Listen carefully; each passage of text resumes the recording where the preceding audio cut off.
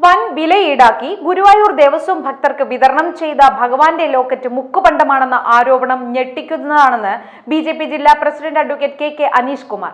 ഇതിന്റെ മറവിൽ വലിയ അഴിമതി നടന്നതായി കരുതേണ്ടിയിരിക്കുന്നു.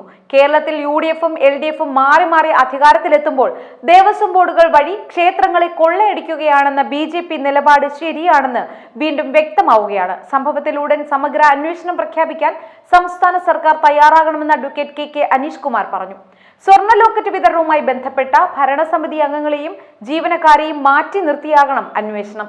ഭക്തർ ഭഗവാന് കാണിക്കയായി സമർപ്പിക്കുന്ന സ്വർണമാണ് ദേവസ്വം ലോക്കറ്റുകളാക്കി അമിത വിലയ്ക്ക് വിൽക്കുന്നത്. അതിലും വെട്ടിപ്പ് നടത്തുന്നു എന്നത് ഗുരുവായൂരപ്പ ഭക്തരോടുള്ള വെല്ലുവിളിയാണ്.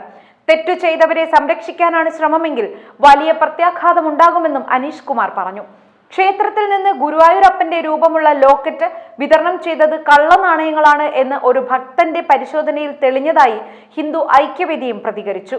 ഭക്തരുടെ വൈകാരികതയെ ചൂഷണം ചെയ്ത് ഗുരുവായൂർ ദേവസ്വം ബോർഡ് വിൽക്കുന്ന സ്വർണ്ണ ലോക്കറ്റ് വിൽക്കുകയോ പണയം വെക്കുകയോ ചെയ്യില്ല എന്ന വിശ്വാസത്തിലാണ് സ്വർണ്ണ വില വാങ്ങി മുക്ക് ലോക്കറ്റ് ഉണ്ടാക്കി വിറ്റിട്ടുള്ളത്. വൈകാരികതയും കൃഷ്ണഭക്തിയും ഏറെയുണ്ടെങ്കിലും സാമ്പത്തിക പ്രതിസന്ധി വന്നപ്പോഴാണ് ഒറ്റപ്പാലം സ്വദേശി ഭഗവാനോട് മനസ്സാ മാപ്പു ചോദിച്ച് ലോക്കറ്റ് പണയം വെക്കാൻ നിർബന്ധിതനായത്. അതിലൂടെയാണ് ഗുരുവായൂർ ദേവസ്വം ബോർഡ് ഭക്തരോട് കൊടും വഞ്ചന നടത്തിയ കാര്യം പുറത്തു വന്നത്. ഇതിന്റെ പരിപൂർണ ഉത്തരവാദിത്വം ഭരണം നിർവഹിക്കുന്ന ദേവസ്വം ചെയർമാനും ഭരണസമിതിക്കുമാണ്.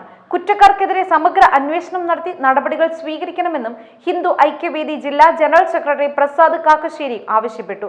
ഭക്തരോട് കൊടും വഞ്ചന നടത്തിയ പശ്ചാത്തലത്തിൽ ഗുരുവായൂർ ലോക്കറ്റ് വാങ്ങിയ മുഴുവൻ ഭക്തർക്കും ഈ അവസ്ഥ ഉണ്ടാകുമെന്നും കൈവശമുള്ള ലോക്കറ്റുകൾ പരിശോധനയ്ക്ക് ഭക്തർ വിധേയമാക്കണമെന്നും അദ്ദേഹം ആവശ്യപ്പെട്ടു.